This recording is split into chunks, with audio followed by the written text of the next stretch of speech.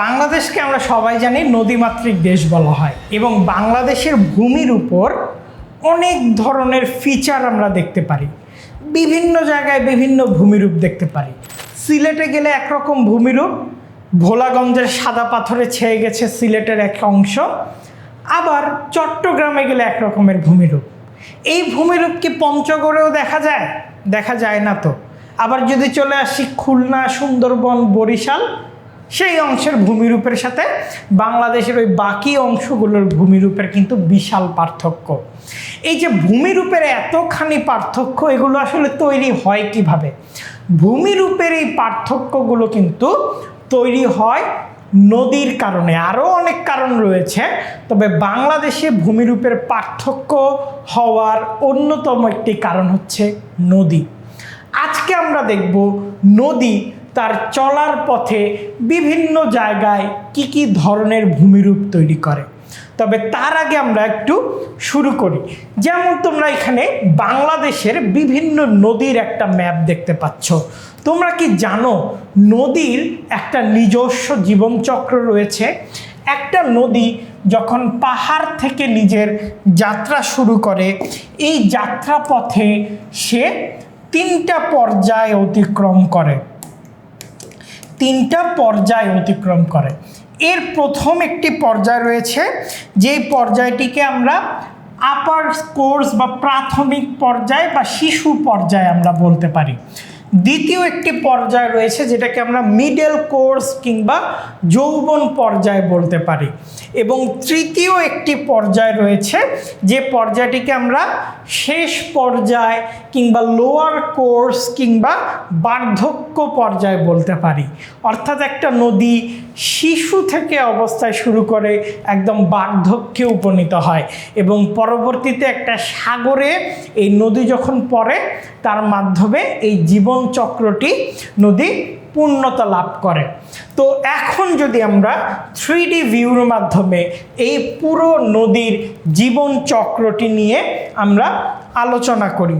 ওকে, তো চলো আমরা 3D ভিউতে দেখি একটা নদী কিভাবে তার এই জীবন চক্রটি সাজায়। তো আমরা যদি দেখি যে বেশিরভাগ নদীর উৎপত্তি কোথায়? বেশিরভাগ নদীর উৎপত্তি কিন্তু এই সাগরে হয়ে থাকে। বেশিরভাগ নদীর উৎপত্তিটি আমরা দেখতে পারি পাহাড়ে হয়ে থাকে। আর নদীর শেষটি কোথায় হয়ে থাকে? নদীর শেষ হয়ে থাকে আরেকটা ওয়াটার বডিতে। বেশিরভাগ ক্ষেত্রে আমরা এটা সাগরে দেখতে পারি। তাহলে যখন নদী এই পাহাড় পর্বত থেকে উৎপত্তি লাভ করে, তখন কিন্তু নদীর আপার কোর্স কিংবা প্রাথমিক পর্যায়ের সূচনা হয়। নদী যখন আস্তে আস্তে সমতলে প্রবেশ করে, তখন নদীর মিডল কোর্স কিংবা যৌবন পর্যায়ে নদী উৎপত্তি হয়। আর পরবর্তীতে একদম শেষ ভাগে গিয়ে নদী শেষ করে তার লোয়ার কোর্স কিংবা বার্ধক্য পর্যায়। এছাড়া আমরা দেখি নদী স্তরী কিংবা মোহনায় সাগরের সাথে মিলিত হয়, কিংবা এই অংশগুলোতে নদী তার ডেল্টা তৈরি করে। এখন আমরা একটু দেখি নদী রিভার ফর্ম বা রিভার বা নদী কিভাবে বিভিন্ন ভূমিরূপগুলো তৈরি করে। তো শুরুতে যদি আমরা দেখি একদম আপার কোর্স, এই অংশটায় আমরা দেখতে পারি যে এরোশনটা সবচেয়ে বেশি হয়ে থাকে। তোমরা যদি এইটা একটু খেয়াল করো, হয়তো বা এখানকার কোনো একটা হিমবাহ থেকে নদীর যাত্রা শুরু হয়েছে, এবং যখন নদী দেখো এই পাহাড়ের বুক চিরে বের হয়ে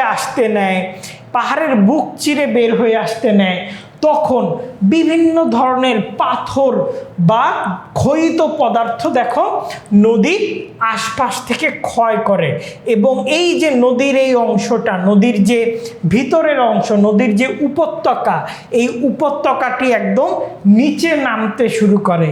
এই নিচের উপত্যকাটিকে আমরা বলি ভি শেপড ভ্যালি। এই নিচের উপত্যকাকে আমরা কি বলি? V shaped valley. আবার নদী এই ভি শেপ ভ্যালিটি কিভাবে তৈরি করে আমরা যদি একটু দেখি, নদী এই ভি শেপ ভ্যালিটি কিভাবে তৈরি করে, তো তোমরা এখানে দেখতে পারবে যে নদী এইখানে খুব গভীরভাবে তার ভি শেপ ভ্যালিটি তৈরি করছে। আশেপাশের যে অংশ, যে পাহাড়ের অংশ, পাহাড়ের যে পাথরগুলোকে নদী কেটে এই পথে যাত্রা শুরু করে এবং এই পাহাড়ের এই পাথরের অংশগুলো নদীর যে রিভার বেড আছে এই বেডটাকে ক্ষয় করতে করতে আরও নিচে নামিয়ে ফেলে এবং নদী এখানে এরকম ভি শেপড ভ্যালি তৈরি করে। তার মানে নদী তার আপার কোর্সে, নদী তার আপার কোর্সে আমরা দেখতে পারি এরোশন করে থাকে। এরোশন বলতে নদী তার আপার কোর্সে আমরা দেখতে পারি নদী ক্ষয় করে থাকে, যার জন্য এই অংশগুলো ভি শেপড ভ্যালি বেশিরভাগ অংশে আমরা তৈরি হতে দেখি।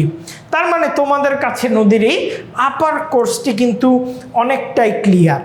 এবার যদি রিভারের একদম মাঝে আমরা চলে আসি, তাহলে এখানে নানা রকমের কিন্তু আমরা নানা রকমের কিন্তু রিভার ফর্মগুলো আমরা দেখতে পারবো। আমরা যদি একটু দেখি তাহলে দেখো এই যে একটা অংশ রয়েছে অ্যালুভিয়াম, এই অংশটা কি করে, নদী যখন তার যাত্রাপথে চলাচল শুরু করে আস্তে আস্তে নদী যে ক্ষয়িত পদার্থগুলো রয়েছে এই ক্ষয়িত পদার্থগুলোকে জমা করা শুরু করে এবং এই জমা করা পলিটিকে আমরা অ্যালুভিয়াম হিসেবে চিনে থাকি। এরপর দেখো আরেকটা অংশ রয়েছে, এই অংশটাকে আমরা বলছি অক্সবো লেক। এই অক্সবো লেকটা কেমন হয়, নদী যখন তার যাত্রাপথ শুরু করে, যখন আস্তে আস্তে নদীর জীবনী শক্তিটা ওই যে শিশু পর্যায়ে অনেক ক্ষয় কাজ করছে, আস্তে আস্তে যখন নদীর জীবনী শক্তিটা কমে যায়, নদী তখন আস্তে আস্তে এরকম বাঁকা হতে শুরু করে। বাঁকা হতে হতে যখন নদীর এই অংশটা একটার আরেকটার সাথে মিলিত হয়ে যায়, তখন দেখো নদীর এই অংশটা একটা আরেকটার সাথে মিলিত হয়ে গেল, পরবর্তীতে এই অংশটা পুরো আলাদা হয়ে যায় এবং আলাদা হয়ে গিয়ে একদম অক্সবো, ঘোড়ার খুরের মতো একটা লেকের তৈরি করে। এই অংশটাকে আমরা অক্সবো লেক হিসেবে চিনে থাকি। আরেকটা অংশ দেখো, এইটাকে বলে হচ্ছে পয়েন্ট বার। এটাকে কি বলে, পয়েন্ট বার কিংবা বাঁকের চর। একটা নদী যখন তার চলার পথে যাত্রা শুরু করে, নদী তার কূলে একটা অংশে এরকম পলি জমা করে। এই বাঁকের যে পলিটা জমা করে, দেখো নদী এখানে একটা বাঁক নিয়েছে, এই অংশে যে পলি জমা করছে এই অংশটাকে বলে পয়েন্ট বার। ওই যে আমরা গানে গানে বলি নদী এক কুল ভাঙে তো আরেক কুল গড়ে, তো নদী এইখানে পলি জমা করার মাধ্যমে নদী কিন্তু তার এক কুল গড়ছে, নদী তার এক কুল কিন্তু গড়ছে। আর ঠিক তার অপোজিট এই অংশটাতে দেখো, অপোজিট এই অংশটাতে নদী তার আরেক কুল কিন্তু ভেঙে ফেলছে। এই অংশটাকে বলে কনভেক্স স্লোপ আর এই অংশটাকে বলে কনকেভ স্লোপ। আর মিন্ডার জিনিসটা কি, মিন্ডার জিনিসটা হচ্ছে এই যে নদী যে বাঁক নিচ্ছে, এই বাঁকগুলোকেই আমরা বলছি মিন্ডার। আর লোয়ার কোর্সে যদি আমরা চলে আসি, নদী যখন সাগরের সাথে মিলিত হবে তখন দেখো নদী তার ক্ষয়, যখন তার শক্তি কমে যায়, কেননা নদী এখন বার্ধক্য পর্যায়ে উপনীত হয়েছে, নদী একদম ইউথ পর্যায়ে বা যৌবন পর্যায় থেকে যাত্রা শুরু করে, কিছুক্ষণ পরে নদী সাগরে কিংবা আরেকটা ওয়াটার বডিতে পড়বে, যার জন্য কি হয়, নদীর শক্তি কম হয়, যেখান দিয়ে যাওয়ার মতো শক্তি পায়, যেখানে ক্ষয় করার শক্তি পায়, হালকা পদার্থগুলো অনুসরণ করে নদী তার প্রবাহ বয়ে নিয়ে যায় এবং সেই প্রবাহগুলো দেখো বিভিন্ন ভাগে নদীর এই স্রোতটি বিভিন্ন ভাগে ভাগ হয়ে এই অংশগুলোকে আমরা বলি ডিস্ট্রিবিউটারি কিংবা শাখা নদী। আর একটা নদী যখন আরেকটা নদীর উপর এসে পড়ে ওইটাকে বলি আমরা উপনদী। এবং এই সময় নদী করে কি, বৃদ্ধ বয়সে যেমন মানুষ সঞ্চয়ের দিকে মনোযোগ দেয়, নদীও এই সময় সঞ্চয়ের দিকে মনোযোগ দেয়। নদী এই পুরা সময়টাতে যে ধরনের পলি নিয়ে আসে, এই পলিগুলো এই শেষ মোমেন্টে এসে সঞ্চয় করা শুরু করে এবং এভাবে এক একটা বদ্বীপ গঠিত হয়। আর এভাবে কি হয়, এক একটা বদ্বীপ গঠিত হয়। এই যে যেমন এখানে বিভিন্ন ডেল্টা গঠিত হয়েছে। তো আমরা যদি একটু দেখি, এই অংশটায় যদি একটু দেখি, একটা নদী এই অংশটায় যদি একটু দেখি, একটা নদী কিভাবে যাত্রা শুরু করে। একটা নদী যাত্রা শুরু করে এর যে অংশ পাহাড়ি অংশ রয়েছে সেই পাহাড়ি অংশগুলো থেকে, এবং এর যাত্রাটা শেষ হয় একদম লোয়ার কোর্সে গিয়ে নদী যখন সাগরে পতিত হয়, এবং সাগরে পতিত কিংবা অন্য একটা ওয়াটার বডিতে পতিত হওয়ার আগে এরকম ডেল্টা তৈরি হয়, এবং এই এরোশন এবং ভি শেপড ভ্যালির মাধ্যমেই নদী কিন্তু তার যাত্রাটা শুরু করে।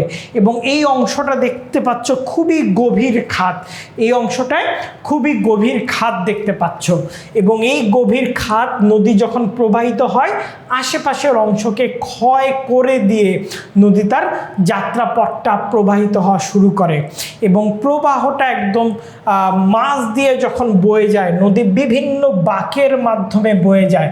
কোথাও পয়েন্ট বার তৈরি হয় যেখানে পলিগুলো জমা হয়, কোথাও আবার নদী এরকম এরোট করে। এরোট করা মানে কি, নদী তার কুলকে ক্ষয় করে। ওই যে গানের কথা বললাম, এক কুল ভাঙে আরেক কুল গড়ে। তো কখনো কখনো আমরা দেখতে পারি নদী যে প্রবাহ পথে বিভিন্ন ধরনের ক্ষয় করে সেডিমেন্ট বা পলি নিয়ে এসেছে, এই পলিগুলো নদীর একটা কূলে জমা করা শুরু করে। এই পলিগুলো কি করে, নদী তার একটা কূলে জমা করা শুরু করে, আর আরেকটা কূল এরকম ভাঙতে থাকে, এবং এভাবেই কিন্তু নদীর প্রবাহটি এগিয়ে যায়। তো এভাবেই মূলত আমরা নদীর প্রবাহগুলো নিয়ে আলোচনা করতে পারি, এবং এই কুল ভাঙতে ভাঙতে বা কুল গড়তে গড়তে নদী যখন এগিয়ে যায়, নদীর যখন বার্ধক্য পর্যায়ে আসে, তখন এই অ্যালুভিয়াম কিংবা এই পলি মাটিগুলো আস্তে আস্তে নিচের দিকে জমা হওয়া শুরু করে, এবং নিচের দিকে জমা হওয়ার মাধ্যমে এরকম বিভিন্ন চর বা দ্বীপ আমরা গঠিত হতে দেখি, এবং এই অংশটাকে আমরা ডেল্টা কিংবা বদ্বীপ হিসেবে চিনে থাকি। এবং বাংলাদেশকে বলা হয় পৃথিবীর বৃহত্তম বদ্বীপ, আর বাংলাদেশের সুন্দরবনকে বলা হয় বাংলাদেশের সবচেয়ে বড় বদ্বীপ। এবং এভাবেই কিন্তু এই বাংলাদেশের বিভিন্ন অংশ, বিশেষ করে বরিশাল, খুলনা, সাতক্ষীরা, বরগুনা, এই অংশগুলোর অনেক জায়গা কিন্তু এই নদীর এই অ্যালুভিয়াম ডেপোজিশনের মাধ্যমে গড়ে উঠেছে। তো এই ছিল আমাদের নদী নিয়ে আমাদের আলোচনা। তো এই সম্পর্কে আরও মজার মজার ভিডিও পেতে, এ সম্পর্কে আরও শিখতে তোমরা কিন্তু আমাদের কোর্সগুলোতে ভর্তি হয়ে যেতে পারো, এবং আমাদের কোর্সগুলোতে ভর্তি হতে তোমরা কিন্তু ফোন করতে পারো 16910-তে। তাহলে দেখা হবে সামনের কোনো ক্লাসে। সে পর্যন্ত সকলেই ভালো থেকো। Never stop learning.